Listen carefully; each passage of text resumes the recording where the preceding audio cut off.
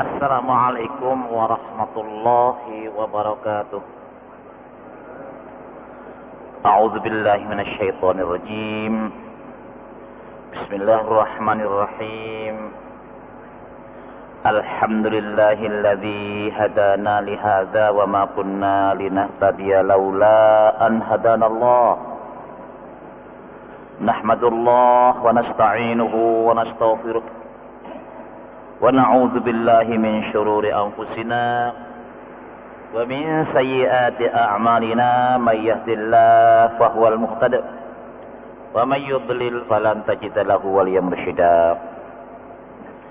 أشهد أن لا إله إلا الله وحده لا شريك له وأشهد أن محمدا عبده ورسوله اللهم صل وسلم وبارك على محمد وعلى آله وأصحابه وعلى من تبعهم بإحسان إلى يوم يبعثون يوم لا ينفع مال ولا بنون إلا من أتى الله بقلب سليم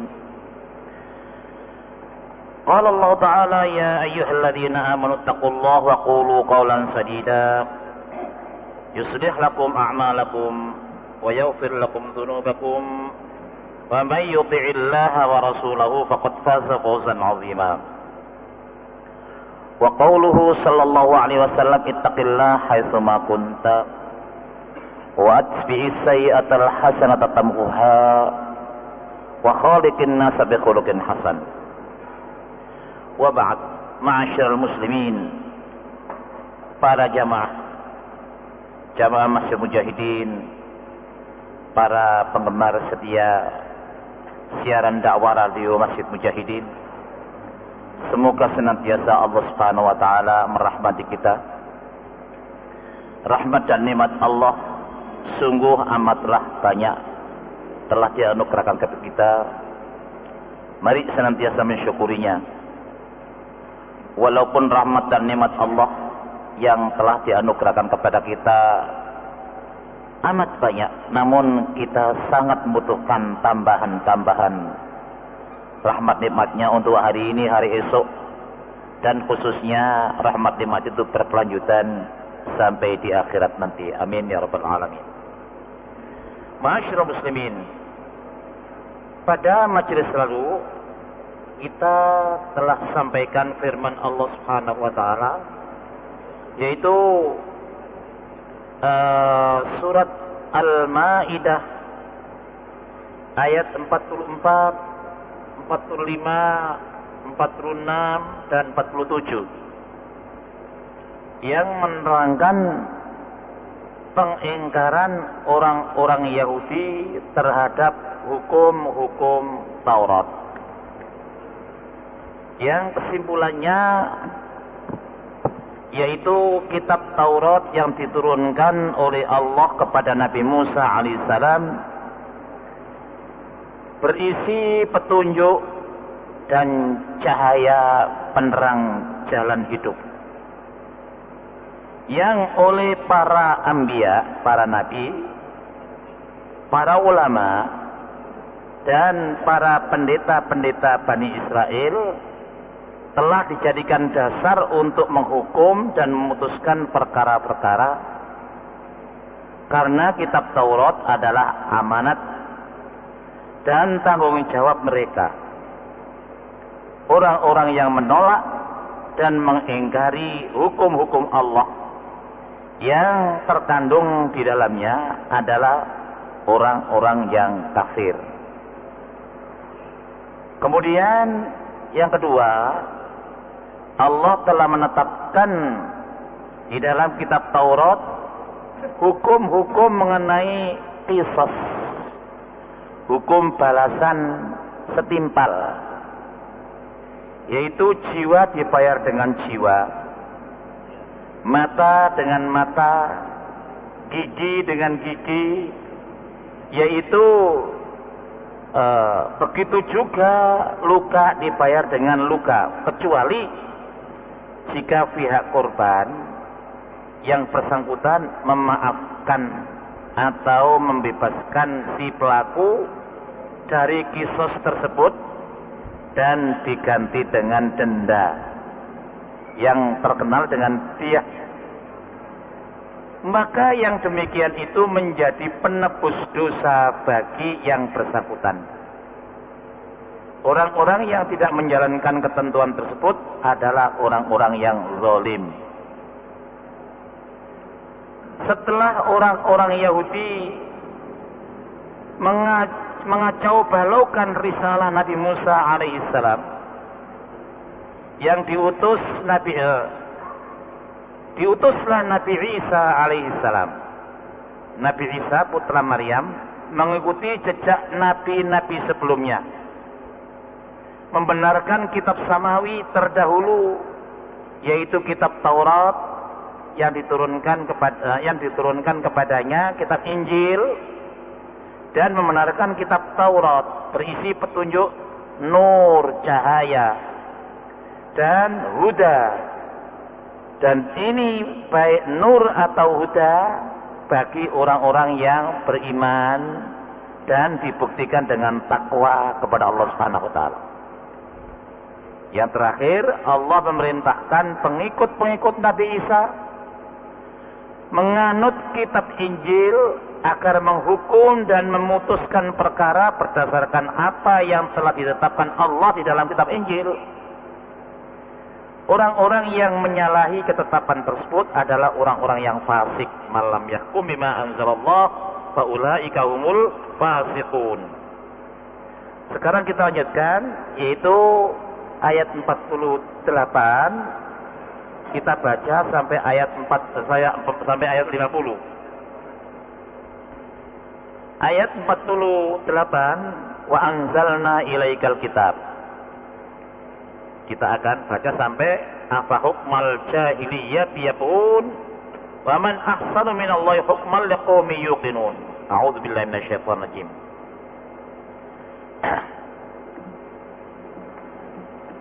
أعوذ بالله من الشيطان الرجيم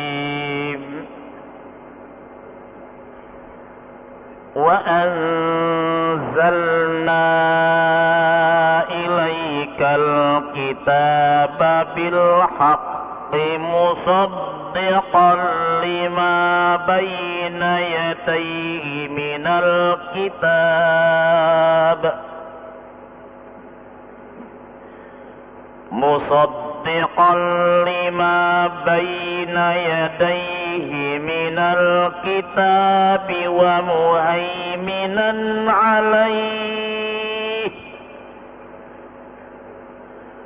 فاحكم بينهم بما أنزل الله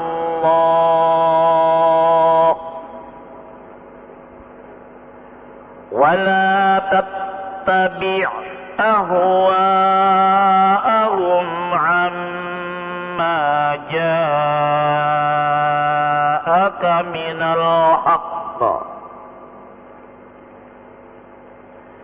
لكل جعلنا منكم شرعة ومنهاجا ولو شاء الله لجعلكم أمة واحدة ولكن ليبلوكم فيما آتاكم فاستبقوا الخيرات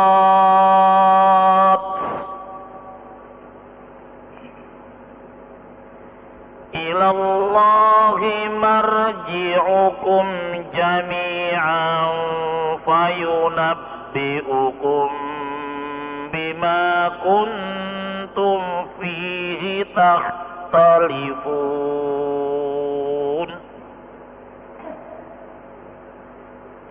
وأنحكم بينهم بما أنزل الله ولا تتبع أهواءهم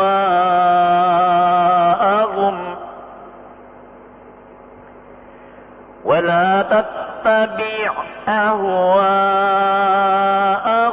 واحذرهم أن يفتنوك عن بعض ما أنزل الله إليك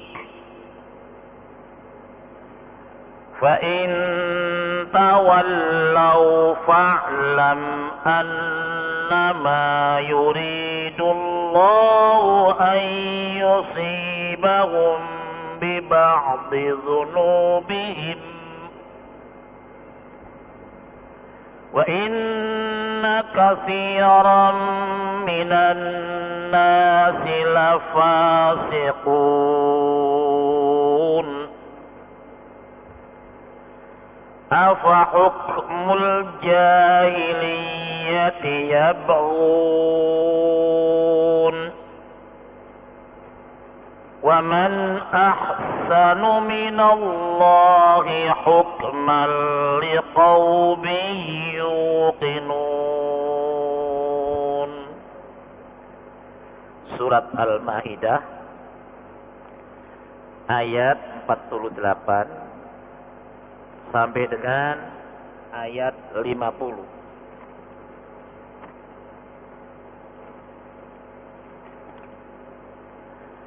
Ayat 48 yaitu pada halaman 381 dari diktat kita, dari catatan kita, kitab kecil terjemah ini.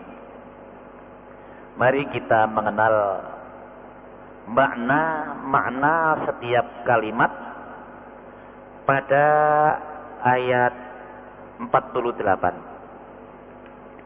Wa anzalna ilaikal kitaba bil haqq. Bismillahirrahmanirrahim.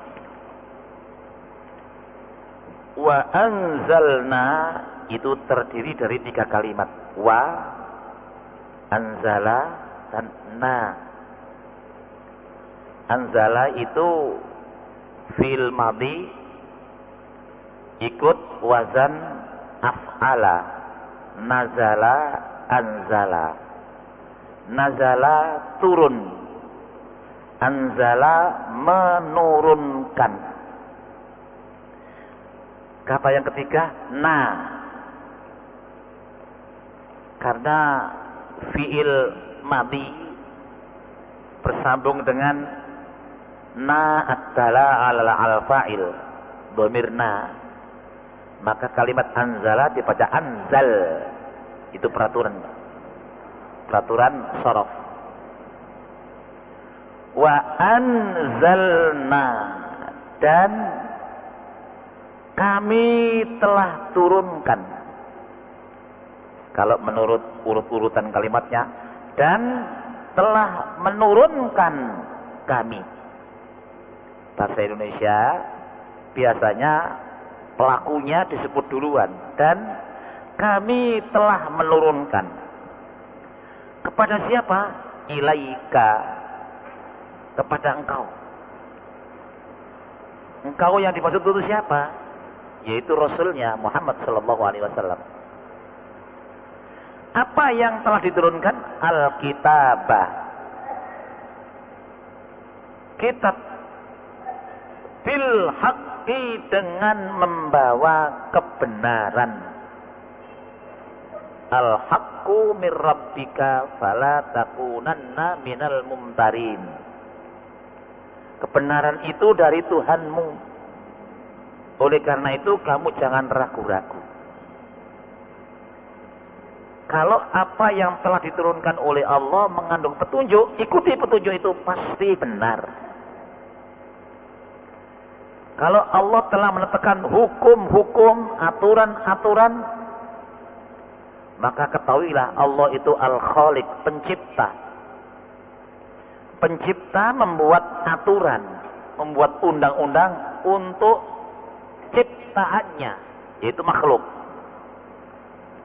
Allah Maha tahu akan keadaan makhluknya itu, oleh karena itu diberi peraturan sesuai dengan kehendak Allah, bukan kehendak manusia.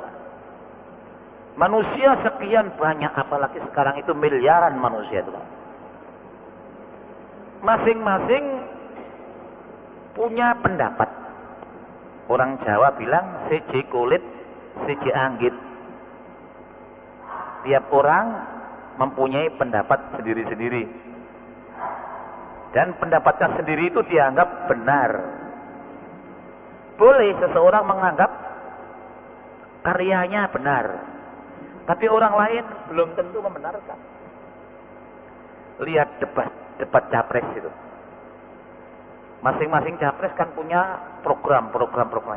Belum tentu sama dengan yang lain. Apalagi yang komentar, Pak. Siji kulit, siji anggit. Sama-sama yang dikomentar itu satu capres, tapi komentarnya berbeda-beda. Itu manusia. Nah, kalau manusia itu membuat aturan-aturan, mungkin benar, tapi sementara, Pak. Di waktu tertentu, di tempat tertentu, kemungkinan di waktu yang lain, di tempat yang lain tidak sesuai. Karena apa? Manusia membuat peraturan untuk manusia. Lain dengan Allah pencipta membuat aturan untuk makhluknya. Allah Maha tahu tentang keadaan makhluknya. Wallahu alim. Allah Maha tahu sifat-sifat Allah.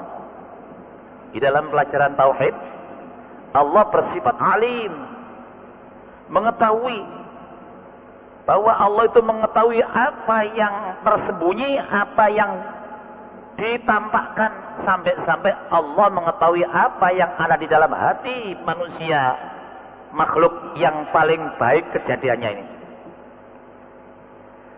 Allah Maha ketahui, Maha mendengar, Maha melihat, mengetahui daun jatuh di tempat yang tersembunyi, mana-mana yang jatuh, Allah tahu semuanya. Apalagi manusia diketahui oleh Allah. Karena Allah lebih mengetahui, harus diatur seperti ini. Karena itu diterangkan, kami telah menurunkan kepada kamu sebuah kitab dengan membawa kebenaran. Jangan meragukan kebenaran kitab yang berasal dari Allah. Nah, kalau ada tulisan-tulisan kitab dalam sebuah kitab, itu dibedah, Pak. Istilahnya sekarang dibedah itu. Dibedah itu dikoreksi oleh para pembaca. Wah, ini saya setuju. Wah, ini tidak, saya tidak setuju. Tapi Al-Quran tidak boleh dibedah, Pak. Al-Quran itu pelajari, baca yang baik, ketahui pahamnya, ikuti. Dengan jawaban sami'na wa ata'na. Sementara tidak mengerti, fas'alu ahla dzikri in kuntum la ta'lamun. Kalau kau belum paham, tanyakan kepada yang dianggap paham. Insya Allah nanti akan mendapatkan petunjuk. Di samping itu, musaddiqah, yang membenarkan. Musaddiqah itu dua makna, Pak. Membenarkan dan mengoreksi daripada kitab-kitab yang lalu yang telah diubah oleh tangan-tangan intelektual mereka atau pendeta-pendeta mereka. Yang lalu sudah diterangkan ini. Lima baina yadaihi, terhadap lima. Lima itu ada dua kata, Pak. Li dengan ma. Li terhadap ma, apa yang. Baina yadaihi, antara dua tangan sebelumnya. Minal kitab, dari kitab-kitab yang dimaksud, kitab-kitab sebelum Al-Quran. Itu Allah telah menurunkan di saat itu, wa muhaiminan, dan yang menjaga alaihi, atasnya. Jadi kitab-kitab yang Allah telah turunkan itu Allah sendiri yang menjaga. Sementara ada beberapa al-akhbar war-ruhban, intelek-intelek mereka itu mengubah disesuaikan dengan hawa nafsu mereka. Allah koreksi, menurunkan kitab berikutnya, menurunkan kitab berikutnya. Nah, Al-Quran ini sebagai musaddiq, sebagai koreksi terhadap kebenaran-kebenaran kitab yang lalu, sementara ada yang diubah. Yukharrifulnal kalima an mawadhihi pada surat Al-Baqarah. Ini, dan itu kenyataan.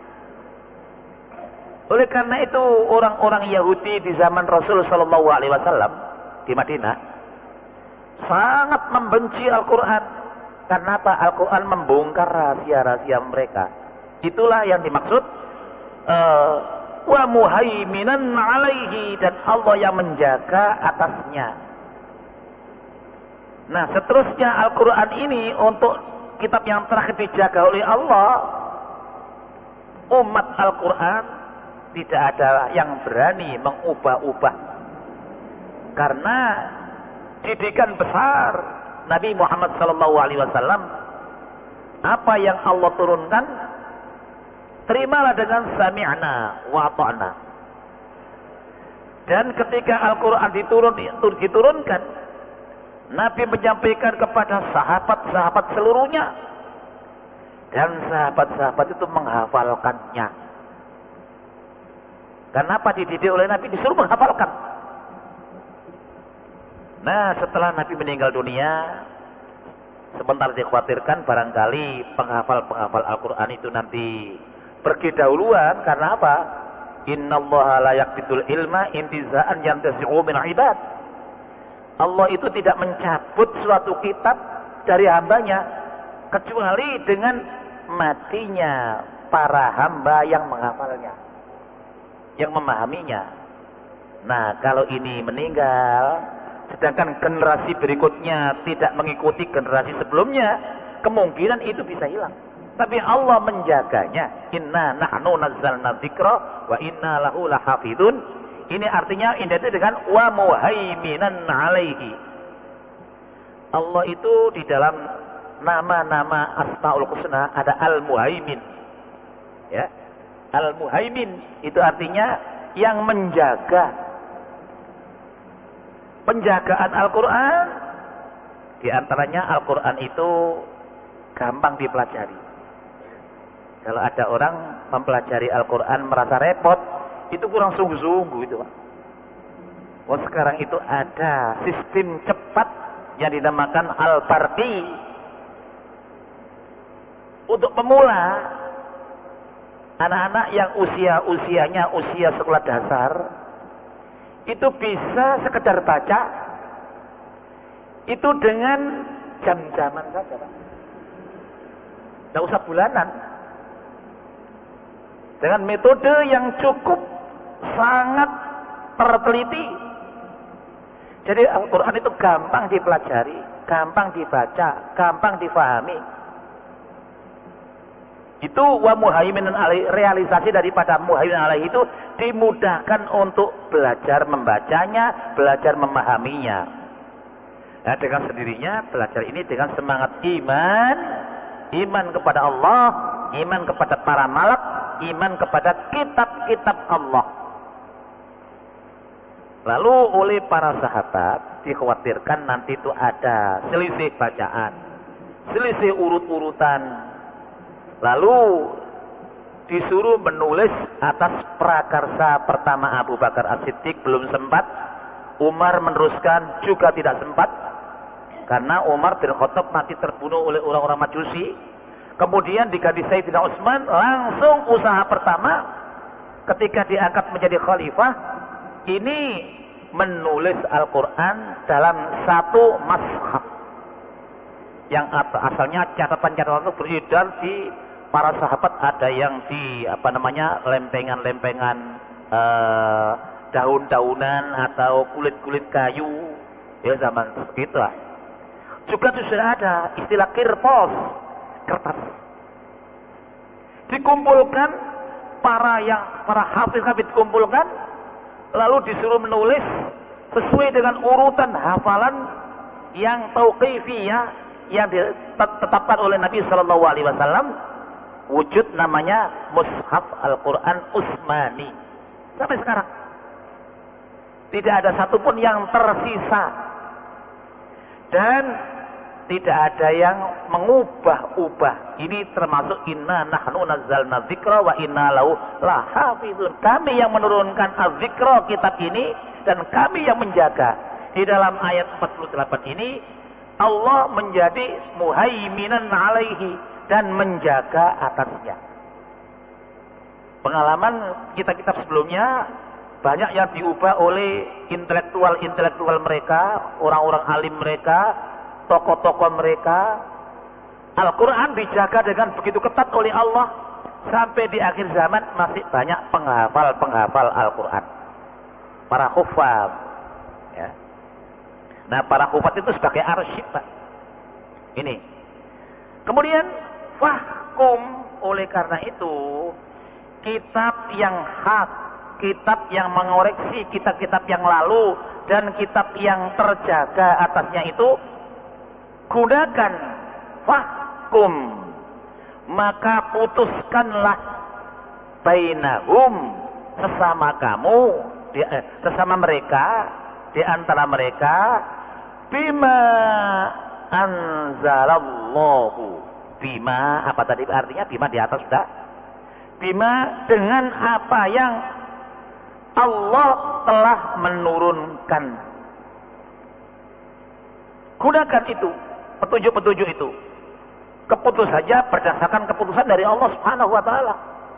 Yang lalu kan ada perintah fahkum bima anzalallah faulaika wa man lam yahkum bima anzalallah faulaika humul kafirun faulaika humul fasiqun faulaika humuz zalimun. Barang siapa yang tidak berhukum kepada kitab Allah yang diturunkan oleh Allah, maka mereka itu kafir, fasik, zalim. Yang lalu kan ada 3 kalimat itu. Wa man lam yahkum bima anzalallah faulaika humul kafirun, humuz zalimun, humul fasikun. Baru saja kita baca. Wala tattabi. Ada kalimat wa la tattabi. Wa janganlah. Wa dan la janganlah. Tattabi. Nah, ini fi'il nahi namanya, Pak. Jangan kamu mengikuti ahwa'ahum. Ahwa itu kalimat jamak yang asalnya hawa. Kita mengenal hawa nafsu. Manusia itu oleh Allah Subhanahu wa taala, roh dan jasadnya dilengkapi dengan hawa nafsu dan akal untuk menerima ilmu dan petunjuk dari Allah Subhanahu wa taala. Hawa nafsu itu ada yang positif, ada yang negatif. Yang positif yaitu hal-hal keinginan sewajarnya manusia. Manusia ingin makan kalau lapar. Manusia minum kalau haus. Manusia ingin berpakaian. Manusia ingin berusaha. Manusia ingin kaya. Manusia ingin pinter. Itu hawa nafsu, Pak. Dorongannya itu. Tetapi hawa nafsu itu ada yang negatif, Pak. Karena sifat hawa nafsu itu ingin memiliki segala-galanya. Jadi manusia yang sekecil ini, Pak, tentang makanan saja ingin memiliki makanan yang banyak, yang bermacam-macam. Di dalam sabda Nabi Muhammad SAW dijelaskan bahwa hawa nafsu itu harus dikendalikan. Peganglah kehendak yang positif dan kendalikan kehendak-kehendak yang muluk-muluk. Kehendak yang muluk-muluk itu seperti pepatah, runggu puyuh merindukan bulan. Burung puyuh itu kan kecil, Pak. Terbang saja hanya di dasar bumi. Kok ingin terbang ke bulan? Itu namanya hawa nafsu yang tidak terkendali. Di dalam sebuah hadis tentang hawa nafsu ini, Nabi SAW bersabda, "Lau kana li bani Adama wadiyani mimmalin labtagha salisan. Andai kata manusia itu mempunyai harta 2 jurang. Baiklah, jurang ini saya ganti dengan 2 gudang. Nah, gudang itu besar atau kecil, Pak? Biasanya gudangnya besar. Andai kata mempunyai harta sebanyak 2 gudang, tidak akan merasa cukup. Pasti ingin punya 3 gudang. Kalau sudah tercapai 3 gudang, pasti ingin lebih dan lebih. Itu hawa nafsu manusia kalau tidak terkendali.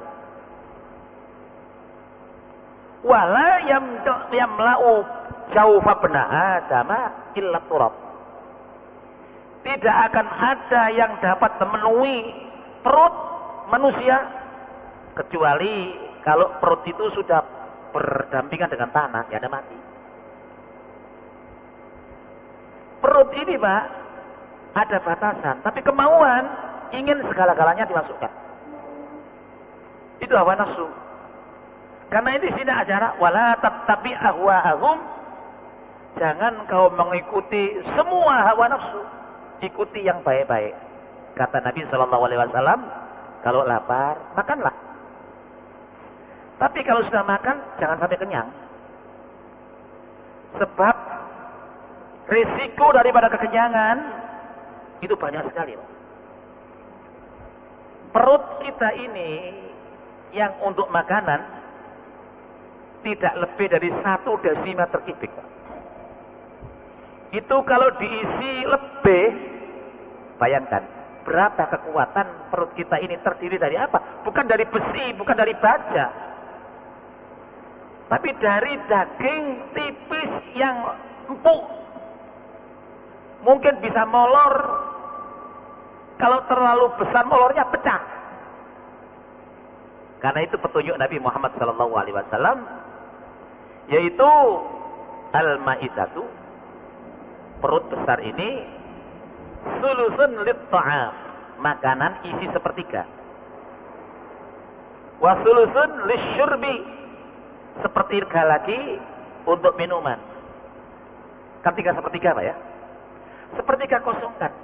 Untuk apa? Litanafus, untuk kelonggaran nafas. Nah, oleh karena itu instruksi Nabi, nahnu qaumun la na'kulu hatta najua wa idza akalna la nashba'u. Kami ini kaum tidak makan kalau belum lapar. Dan kalau makan tidak sampai kenyang. Jaga ini, Pak. Awet, Pak. Kalau diberi usia 70 tahun, perut ini digunakan mulai lahir sampai 70 tahun. Coba kita punya drum saja, Pak. Belum sampai 70 tahun, jangan 10 tahun ya. Sudah bocor itu.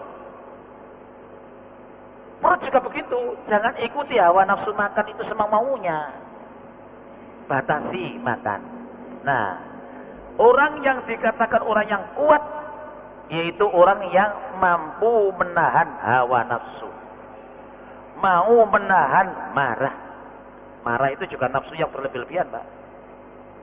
Ada orang sementara mengatakan kalau marahkan 100% biar habis. Tidak begitu, Pak. Teori akhlak Islam tidak begitu. Kalau marah, tahanlah. Lupa nanti kalau nahan menjadi pecah dada ini. Siapa bilang? Ada teori menahan marah. Seorang yang sedang marah bila dalam keadaan berdiri, bawa duduk. Jangan terus mencak-mencak begitu. Kalau marah dalam keadaan berdiri, bawa duduk. Pasti berkurang, walaupun tidak seluruhnya. Kalau di bawah duduk belum reda, tidurlah terlentang begitu dengan pakaian-pakaian yang longgar. Kalau itu belum longgar, bawa ke kamar mandi, siram dengan air wudhu, habis itu sholat 2 rakaat. Insya Allah tidak akan godok, Pak. Namanya menahan hawa nafsu. Wala tattabi ahwa'ahum. Jangan kau mengikuti hawa nafsu mereka.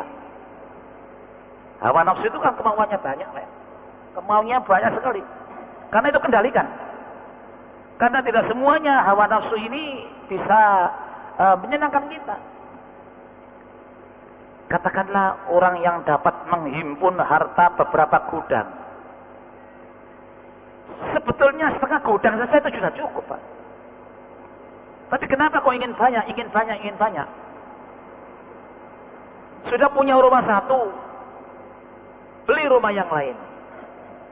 Malah belinya pakai kredit, Pak. Teman-teman, punya sepeda motor, ingin yang baru, kredit. Belum habis kreditnya, ini dijual, kredit lagi, kredit lagi, kredit lagi.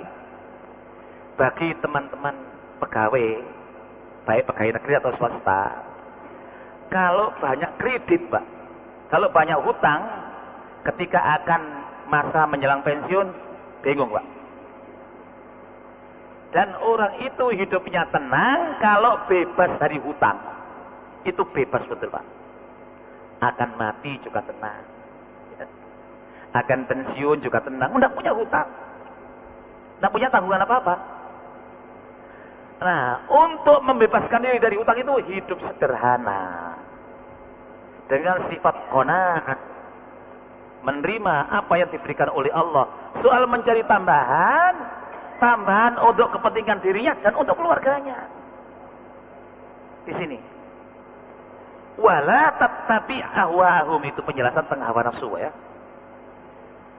Janganlah kamu mengikuti hawa nafsu mereka.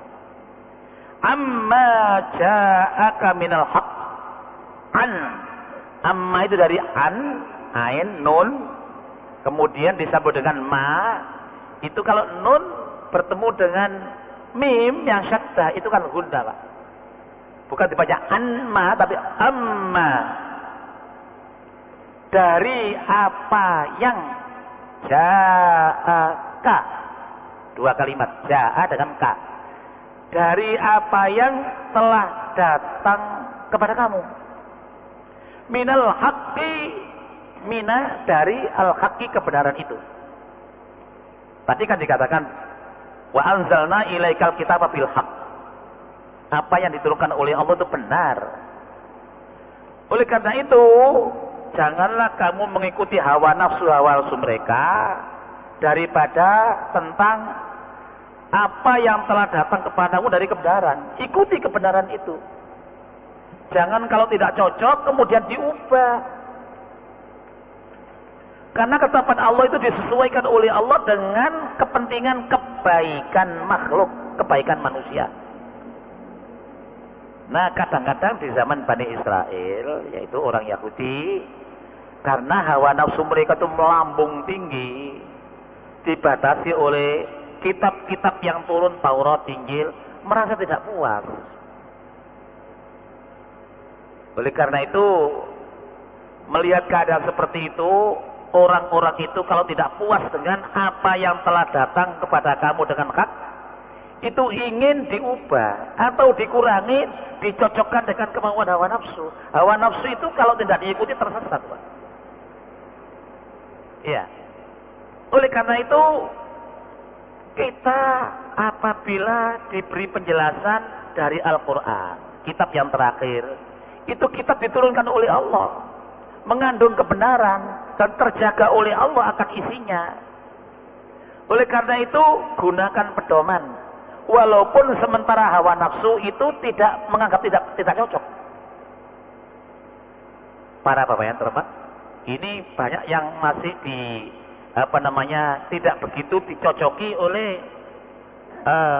kaum muslimin muslimat, seperti contoh pembagian waris, Pak, ya. Kan Allah menetapkan anak laki-laki bagiannya 2 kali bagian anak perempuan, atau anak perempuan bagiannya separuh untuk laki-laki. Itu kan tidak cocok. Minta sama, laki perempuan sama. Oleh karena itu bagian waris sama, kan begitu. Nah, supaya ini untuk bagian ini laki dan perempuan sama, lebih baik Allah menurunkan Quran yang lain yang tidak begitu, yaitu mislul hasil unsayain, falid zakari mislul hasil unsayain. Itu banyak yang tidak cocok, dan tidak mengerti mereka maksud Allah, tujuan Allah, bahwa laki-laki itu dituntut wajib mencari dan memberi nafkah untuk keluarganya. Sedang wanita tidak, Pak. Ini seorang laki-laki mendapatkan dua bagian. Laki-laki nanti nikah, tanggung jawab kepada istrinya, tanggung jawab kepada anaknya, tanggung jawab kepada orang tuanya, keduanya kalau orang tuanya sudah lemah. Dari dua bagian itu, ya. Dan malah ada saudaranya misalnya yang belum bisa kerja, belum mendapatkan, itu tanggung jawab orang laki-laki, saudara laki-lakinya. Sedangkan orang perempuan menerima separuh, dia nanti kan nikah. Dari separuh ini ditambah dari nafkah suaminya. Tidak ada aturan suami dipertanggungjawabkan oleh istrinya, tidak ada, Pak, di dalam hukum Islam. Tapi memang kenyataannya ada orang perempuan yang pandai mencari nafkah. Oleh karena itu mereka merasa ingin sama dengan laki-laki, malah ingin di atas itu. Kami lebih mampu daripada orang laki-laki. Ya, memang ada di antara kaum perempuan yang terampil mencari harta. Namun bagaimanapun tanggung jawab yang telah ditetapkan oleh Allah Subhanahu wa taala, laki dan perempuan tidak sama. Ini para jamaah yang terhormat, jadi hawa nafsu itu kalau diikuti tidak pernah puas akan pendapatan yang ia perolehnya. Ini. Ya, ini harus ditanamkan kepada para pegawai yang diangkat menurut pangkat yang bertingkat-tingkat. Orang yang tingkatnya di bawah, ya jangan ingin sama dengan orang yang tingkatnya pegawai tinggi. Katakanlah pegawai golongan 2. Jangan ingin gaji yang sama dengan pegawai golongan 3, golongan 4. Karena tugas mereka berbeda-beda. Tanggung jawabnya berbeda-beda. Dan ketika ia masuk sebagai pegawai dengan modal pengetahuan yang ada pada tiap-tiap orang tidak sama. Di sini. Nah, oleh karena itu dari golongan tingkatan berapa saja yang ia terima, terimalah sebagai pemberian Allah. Kalau ingin meningkatkan diri, keterampilan tingkatkan, kemampuan tingkatkan. Nanti akan mendapatkan tambahan-tambahan sesuai dengan kemajuan keterampilannya, kemampuannya. Masa pegawai yang malas-malas disamakan dengan pegawai yang giat-giat? Pokok gajinya sama, tapi tunjangannya mungkin berbeda. Karena ini malas, ini giat. Jadi kewajiban orang laki-laki dengan kewajiban orang perempuan tidak sama. Oleh karena itu kalau ada aturan hal waris, orang laki-laki 2 kali bagian seorang anak perempuan, itu jangan dianggap itu tidak adil. Di sini. Likullin, bagi semuanya, semua umat maksudnya. Likullin, bagi semuanya, ja'alna, kami telah menjadikan. Ja'alna. Kami telah menjadikan minkum, di antara kamu sekalian, syir'atan, peraturan, wa minhaja, dan jalan-jalan yang terang.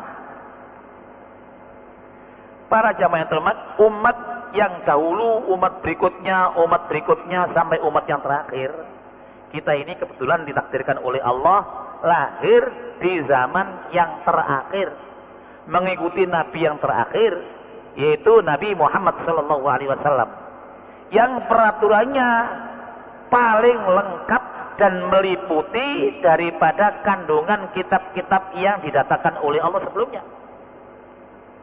Kita bersyukur kepada Allah, dihidupkan oleh Allah di zaman syir'ah, peraturan, wa manhaj, minhaj, ya, jalan yang terang, yang lengkap. Al-yawma akmaltu lakum dinakum wa atmamtu alaikum ni'mati wa raditu lakumul Islam madinah. Jadi Al-Quran yang diturunkan oleh Allah itu peraturannya paling lengkap dan jalannya terang. Nah, terang ini bagi orang yang mau beriman dan mau mengikutinya. para jamaah yang terhormat, dengan peraturan yang nyata dan terang, ini tinggal kita menjalankan, mengikutinya di sini. Jadi kalau begitu sudah demokrasi dong.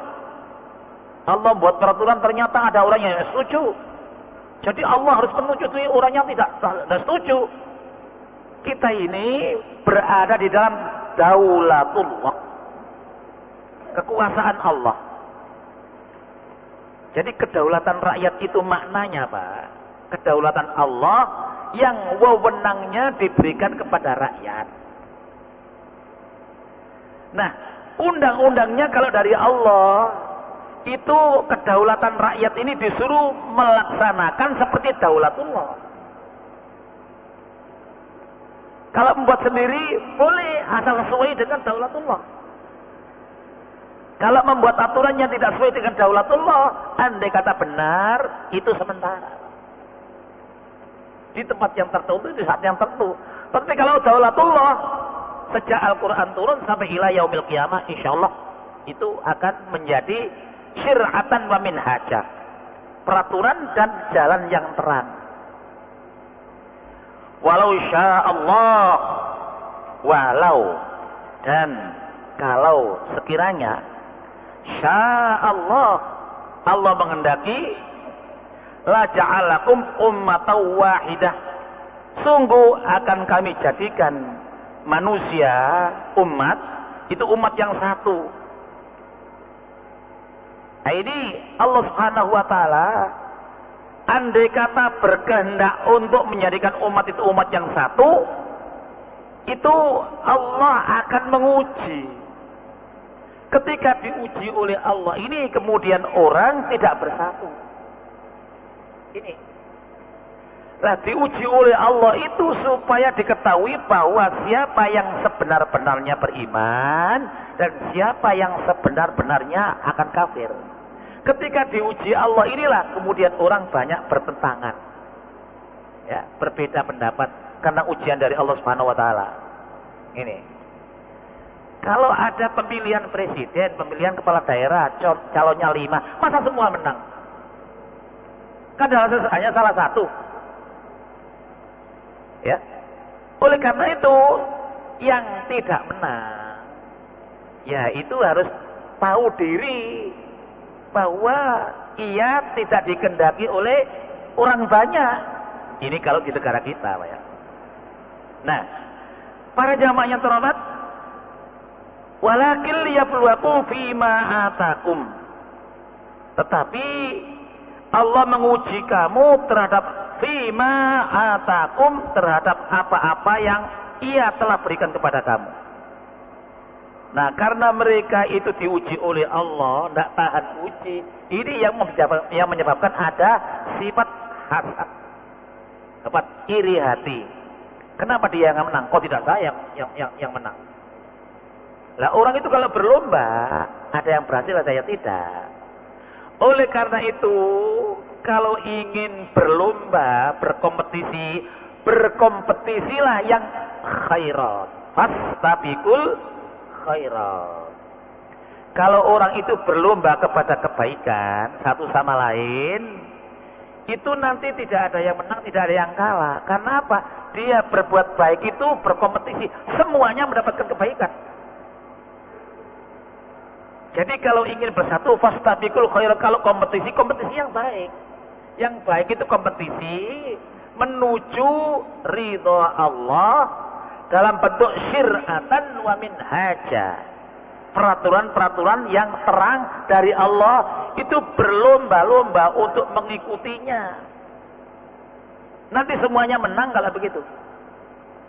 Nah, para jamaah yang terhormat, ilallah marji'ukum. Kepada Allah marji'ukum, tempat kembali. Jadi kalau ditanya, fa'aina tadhhabun, mau kemana kau pergi? Yaitu ilallah.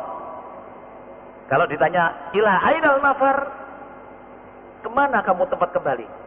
Jawablah, fafirru ilallah, aku berlari menuju Allah. Dan berlari menuju Allah itu sifatnya berkompetisi dengan menuju satu kebaikan kebaikan dari Allah Subhanahu wa taala. Jami'a, seluruhnya. Fastabiqul khairat, berlomba, berkompetisi kepada kebaikan itu perlunya untuk menghadap Allah seluruhnya.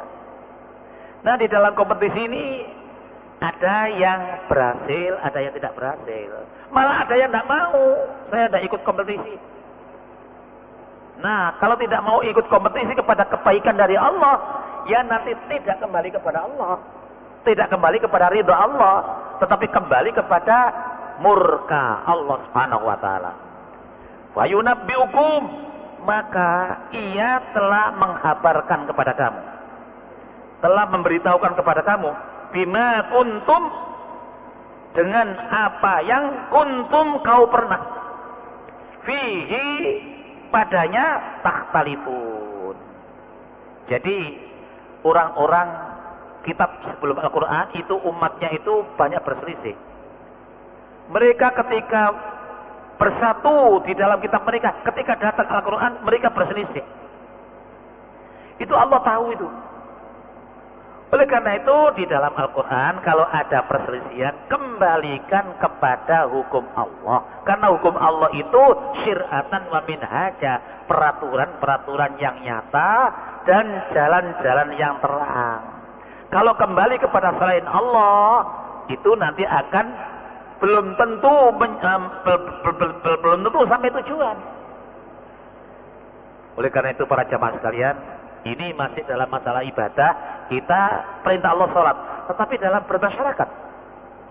Kemarin di dalam khutbahnya Profesor Zahra kan diterangkan, tema khutbah kami ini tema komunikatif, yaitu antar makhluk itu sosialnya supaya ada pertemuan, menemukan suatu jalan syir'atan wa minhaja. Maksud beliau begitu.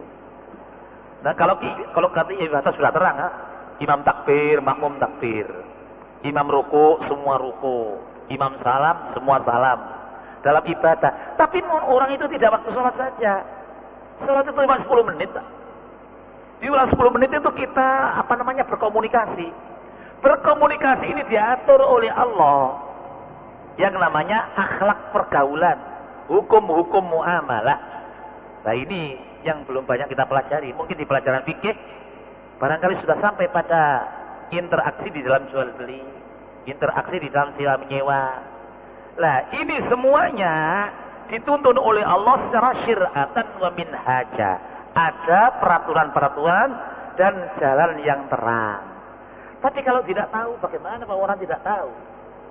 Oleh karena itu kalau tidak tahu, cari tahu. Fas'alu ahli dzikri in kuntum la ta'lamun. Tanyakan kepada yang tahu kalau kita ini belum tahu.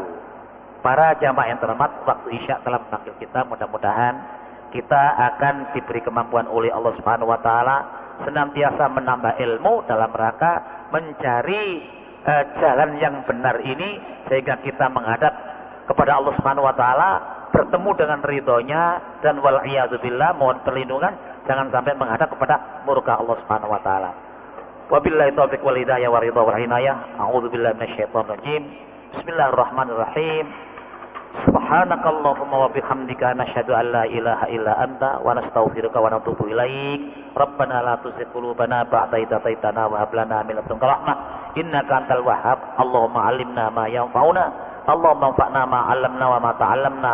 Rabbana atina fid dunya hasanah wa fil akhirati hasanah wa qina adzabannar. Wa sallallahu ala Muhammad walhamdulillahi rabbil alamin. Wal afu minkum. Assalamualaikum warahmatullahi wabarakatuh.